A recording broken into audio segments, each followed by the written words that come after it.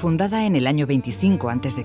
en nombre del emperador Augusto y con el objetivo de acoger a los soldados romanos jubilados, Augusta Emérita, como la llamaron sus fundadores, fue la capital de la provincia romana de Lusitania. Durante siglos y hasta la caída del Imperio Romano, fue un importante centro jurídico, económico, militar y cultural. De su esplendor dan testimonio construcciones como el teatro, el foro, templos, el acueducto y el largo puente que atraviesa el río Guadiana. El marco incomparable que ofrece la actual ciudad de Mérida ha sido el sitio donde se ha desarrollado, entre el 2 y el 6 de julio de 2007, el curso de verano de la UNED Ciencia y Tecnología en el Mundo Antiguo. El curso ofreció a un gran número de asistentes la visión de los expertos acerca de las materias, ciencias y técnicas que llegaron desde Grecia, Egipto y Oriente hasta suelo hispano en época romana. Se hace subvencionado por tres instituciones muy importantes. Una es la nuestra, la UNED, la otra es el Museo Nacional de Arte Romano de Mérida y la tercera es el Ministerio a través de la Fundación de Estudios Romanos. No sabemos ya el tiempo que llevamos aquí, quizá desde que se inauguraron los cursos emeritenses de verano, quizá 18 años. La trayectoria de este curso pues cada vez ha ido teniendo más envergadura, le llaman el curso clásico, el curso estrella, etcétera. Y tiene también como finalidad que no solamente se haga el curso por sí, el curso ya es importante, pero además se hacen una serie de actividades en torno a él. Uno de los principales, digamos, agentes que se dedica a ello es el Museo Nacional de Arte Romano. Se hace dentro del museo.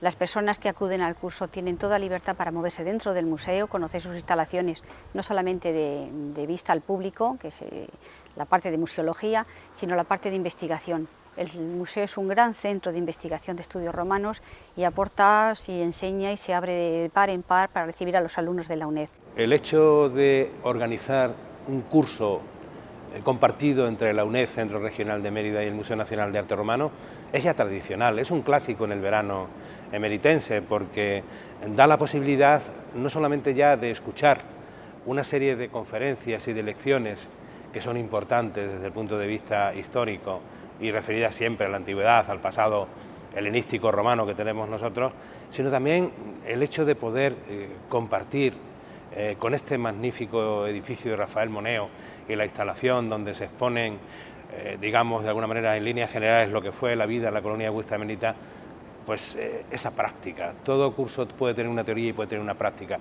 Aquí se hace una práctica, porque qué duda cabe que si se está hablando de una escultura romana, venir luego a las salas y ver físicamente las imágenes, las figuras, las efigies, las esculturas, eso siempre es importante. Yo creo que tiene ese complemento y para mí fundamental que puede tener un curso de verano, que es que la teoría puede estar en perfecto maridaje con la práctica.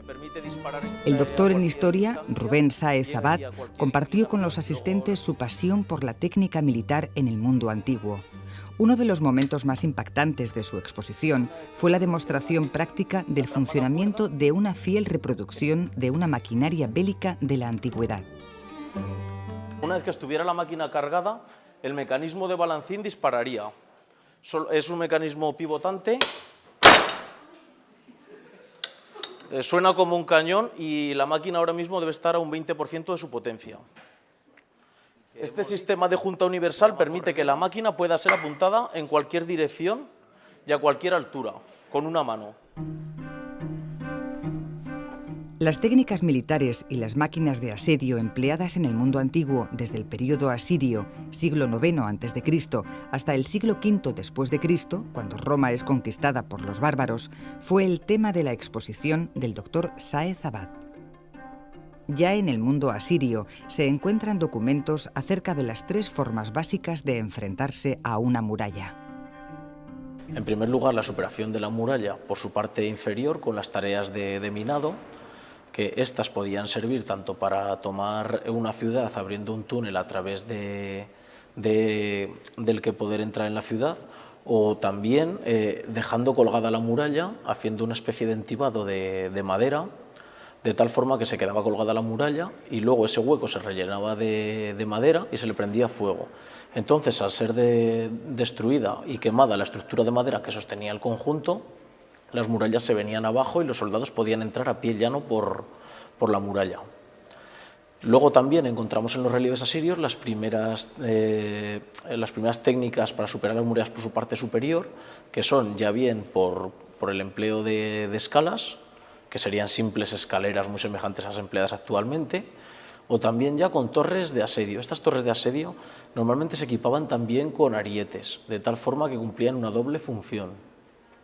La capacidad de detalle de los relieves es tal que incluso podemos apreciar las fijaciones de las pieles y de los escudos que protegían las máquinas. Y por último, en los relieves asirios encontramos los primeros ejemplares de arietes, que tendrían una constitución semejante a animales antiguos. La principal innovación de la antigüedad en el ámbito de las piezas de artillería fue el descubrimiento de la catapulta. Los primeros ejemplares aparecieron en el mundo grecorromano y utilizaban la tecnología de tensión. Tan solo se utilizaban las piezas de artillería como apoyo de otras máquinas mayores. Estas máquinas mayores eran las verdaderas tomadoras de ciudades. Es el caso de, por ejemplo, las helépolis, que se conocían literalmente como tomadoras de ciudades, son las torres de asedio. Las torres de asedio permiten superar las murallas. Incluso, aunque las piezas de artillería tengan mucha potencia, tal para poder disparar proyectiles de 15 o 20 kilos, la experiencia nos ha demostrado que un proyectil de 20 kilos contra una muralla sólida no tiene suficiente capacidad para poder dañarla. Sí que deja una marca de impacto, pero en ningún momento puede hundir una muralla este tipo de proyectiles. Con lo cual, la principal función de la artillería era apoyar al resto de las máquinas en el acercamiento a las murallas. La exposición sobre la ciencia y la tecnología en el mundo egipcio ha despertado gran interés por parte de los asistentes. El valorar lo que es la concepción del mundo egipcio, el por qué hacían las cosas, cómo concebían ellos el mundo, un mundo que para ellos estaba perfectamente delimitado en dos, orden, caos. Ellos vivían en lo que es la llanura aluvial, Kemet, el nombre egipcio, y esa llanura aluvial estaba constantemente amenazada, en peligro, por ese entorno hostil que les rodeaba. Una comunidad, una llanura aluvial en la que convivían con un medio natural, formado por plantas, animales, etcétera, etcétera, que también tenían en esa llanura aluvial, en Kemet, su único lugar de refugio, con lo cual se estableció una colaboración entre ese hábitat ecológico y la comunidad humana para preservar de todas las amenazas, todos los peligros que rodeaba a ese mundo. Ellos explicaron el mundo, ellos desarrollaron todos y cada uno de sus conocimientos a partir de lo que es la observación y razonamiento de lo que sucedía en ese entorno geográfico, y a partir de ahí también desarrollaron toda una serie de tecnologías para intentar no solamente conservar ese mundo favorecido por los dioses según su concepción, protegerlo, sino también explotarlo en beneficio suyo. El profesor sostiene que la tecnología edilicia del antiguo Egipto no se conoce en profundidad debido al tipo de investigaciones arqueológicas que se hicieron en esos territorios. La arqueología en Egipto siempre está basada, siempre está más preocupada en lo que es el hallazgo de un gran descubrimiento, una tumba, una momia, una joya, que mantenga vivo el recuerdo y la egiptomanía que ya desarrollaron los griegos, en lugar de conocer cómo vivían, por qué vivían y cómo entendían ellos las cosas. Si hubiera que fijar una etapa crucial de la historia del pensamiento y del espíritu de la humanidad, los especialistas coinciden en que esta podría ser el siglo VI a.C., en Grecia. Podemos decir que en Grecia fue donde nació la ciencia moderna. Fue en el siglo VI a.C., en la costa jonia, donde los primeros científicos, naturalistas y filósofos, los llamados milesios, llamados también presocráticos, crearon las bases del pensamiento científico moderno, no solo por sus descubrimientos, o no solo por la acumulación de saber que ellos habían heredado a su vez de Oriente y de Egipto, sino sobre todo porque es el gran salto que supone la ciencia griega, es que por primera vez construye una metodología, por primera vez se piensa a sí misma, reflexiona sobre su método y sus instrumentos, y son los primeros que crean un verdadero lenguaje científico. La ciencia griega estaba en estrecha relación con la filosofía. No existía una clara distinción entre la una y la otra. Esto, en algunos casos, ha significado un problema, ya que la filosofía funcionaba como un freno a las posturas científicas más revolucionarias. El desarrollo de la ciencia griega desde el siglo VI a esta época helenística fue enormemente rico y acelerado. En 3 siglos se avanzó a paso de gigante. Fueron ellos los que por primera vez dieron una representación racional del mundo, los que se desprendieron de la razón, del mito y de la religión para explicar los fenómenos que vivían a su alrededor. Hubo varios campos de investigación científicos, fundamentalmente en astronomía, en ciencias de la naturaleza, la física, la cosmología y sobre todo la matemática. La matemática griega es, junto con la historia natural o con las ciencias naturales y con la astronomía, son las grandes creaciones de la ciencia griega, de la ciencia helénica. El curso de verano de la UNED incluyó una visita guiada por las instalaciones del Museo Nacional de Arte Romano.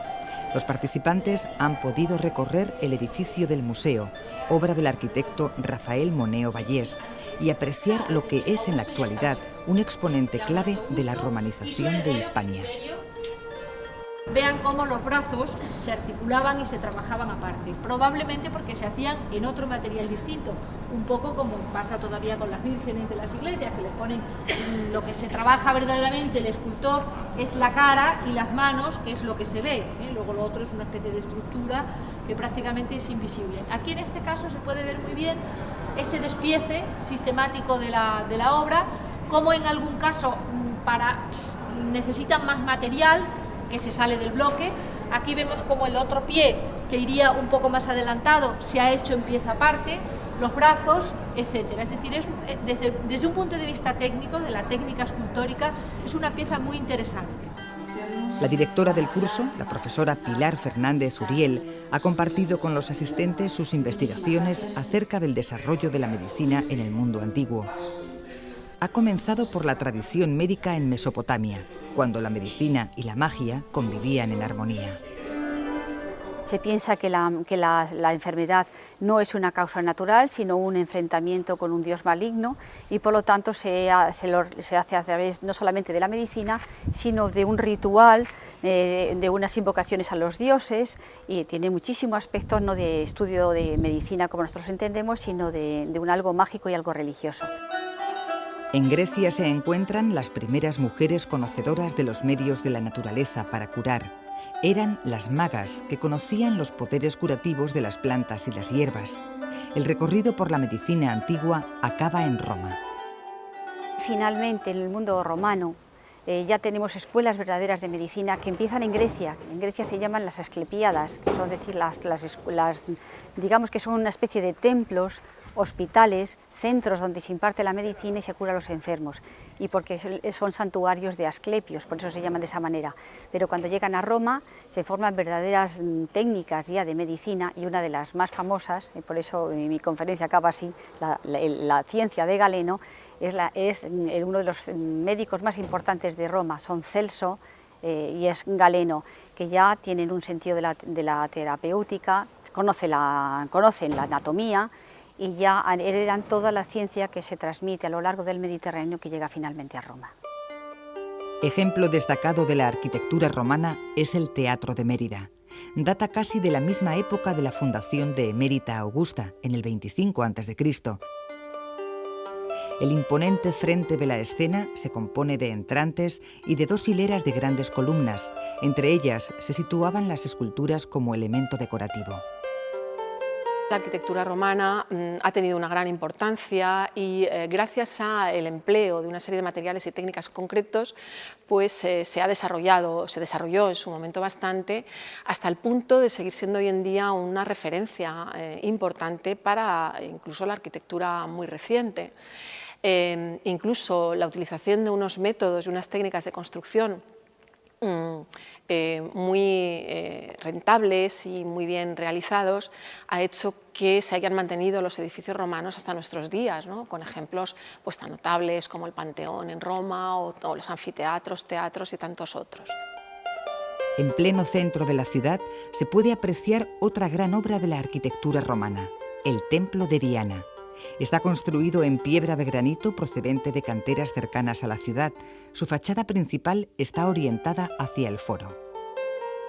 Entre los muchos elementos, aspectos y técnicas constructivas empleadas por los romanos, hay que destacar el uso del opus caementicium, es la mezcla de piedras con argamasa compuesta por tierra, por arcilla, por cal y por agua. Y este material adquiría una consistencia pétrea, de tal manera que ha sido lo que ha provocado pues, el mantenimiento de muchos edificios. Pero tanto en esto como en otros elementos de la composición de las técnicas constructivas empleadas en su arquitectura, pues también tenían un antecedente, sobre todo en el mundo griego. El emplecton griego se puede considerar un antecedente del hormigón romano. La directora del Departamento de Investigación del Museo Nacional de Arte Romano, Trinidad Nogales Basarrate, ha compartido con los asistentes al curso cómo se desarrollaba la tecnología en una ciudad romana, poniendo como ejemplo a Augusta Emérita. Augusta Emérita no fue una excepción al concierto del Imperio, fue una ciudad más, donde probablemente llegaron pues, profesionales venidos de otras zonas del Imperio, como se atestigua a través de la epigrafía. Sabemos que hubo mucho componente oriental. No olvidemos tampoco que en los primeros años de la vida colonial los fundadores de la nueva colonia, que eran militares, es decir, eran veteranos de la Legión Quinta y Décima, muchos de ellos venidos del suelo itálico, llegaron a este territorio y aplicaron los conocimientos que ellos habían adquirido en el ejército, porque entre otras formaciones que recibían en el ejército, un capítulo muy importante era el del conocimiento del desarrollo de obras públicas, porque los militares obviamente eran los encargados de construir puentes, calzadas, obras de infraestructura en general. En estos grandes asentamientos que a lo largo de los siglos luego se hicieron ciudades permanentes, en principio muchas veces campamentos militares y posteriormente obras permanentes. Otro importante capítulo del desarrollo tecnológico romano se daba en las técnicas utilizadas para trabajar las piezas marmóreas. El mármol fue en la sociedad romana un elemento de prestigio. En mármol se vistieron todos los grandes conjuntos oficiales. En mármol se hacían las imágenes que representaban al emperador y su familia, y nada menos que los dioses a los que se le rendía culto en los templos. Por tanto, el mármol era un material enormemente codiciado. Para una ciudad como Augusta Emérita, una ciudad de interior, la llegada de los mármoles implicaba un problema. Los mármoles llegaban en ocasiones por vía terrestre y en otras oportunidades por vía fluvial. El mármol se utilizó para revestir los grandes recintos emeritenses, como el foro, los templos o el propio teatro. La imagen marmórea sobre todo, y también en bronce por supuesto, tuvo en la sociedad romana un papel importantísimo. Quizá hasta el siglo, nosotros consideramos que el siglo XXI es el siglo de la imagen, pero nada más lejos de la realidad. En la antigüedad la imagen propia tenía un papel enorme. No en vano el emperador cuidaba muchísimo cómo se mostraba a sus conciudadanos, de qué tipo, cuando había que lanzar un mensaje militarista, cuando había que lanzar un mensaje civil, y así se vestía. Se vestía con la toga civil, se vestía con la indumentaria militar, como gran general en jefe de los ejércitos romanos. Es decir, había esos códigos iconográficos que todavía hoy nosotros empleamos y que nuestra clase política conoce perfectamente a la hora de lanzar esos mensajes. En la península ibérica, la primera calzada que se trazó fue la que posteriormente se conoció como Vía Augusta. Fue concebida para el desplazamiento de las tropas militares desde los Pirineos hasta el sur. Sobre la construcción de calzadas y puentes en el mundo romano versó la exposición del profesor José María Álvarez Martínez, director del Museo Nacional de Arte Romano. Ninguna civilización como la romana dio tanta importancia al camino, porque Roma, ¿qué es? Una civilización de ciudades unidas por firmes calzadas, es decir, que la construcción de calzadas estuvo siempre en el programa político de cualquier magistrado republicano o de cualquier emperador en el imperio. Pienso que había una red de caminos importantes que siguieron prácticamente de calzadas romanas que siguieron antiguos caminos prerromanos y que unían todos los puntos del imperio, vamos, con una visión perfecta. El puente romano sobre el río Guadiana fue construido en el siglo I a.C. Es uno de los puentes más largos del mundo antiguo, mide 792 metros. Posado sobre sus 60 arcos, es uno de los símbolos de la ciudad de Mérida. En Italia hace unos años se produjeron una serie de inundaciones en el norte y qué curioso, muchos puentes fueron barridos por las aguas, pero los romanos se mantenían. ¿Por qué? Pues porque tenían una cimentación. Se estudiaba perfectamente el terreno y en un caso donde no podían asentarse en las pilas de un puente se hacía un malecón, como pasó en el puente romano de Mérida, que es un ejemplo impresionante de lo que es la técnica hidráulica romana. Ahí hubo un malecón porque no se podían cimentar las pilas porque el terreno era quebradizo, un malecón precedido por un tajamar a la manera de una proa de barco que partía la corriente del río hacia un tramo y otro de los arcos y bueno, pues se solucionaron así los temas. Los pueblos que surgieron a las orillas del Mediterráneo en la antigüedad alcanzaron profundos conocimientos científicos y un grado tecnológico que aún hoy sorprenden. Sin embargo, la mayoría de estos conocimientos permanecen ocultos para el gran público.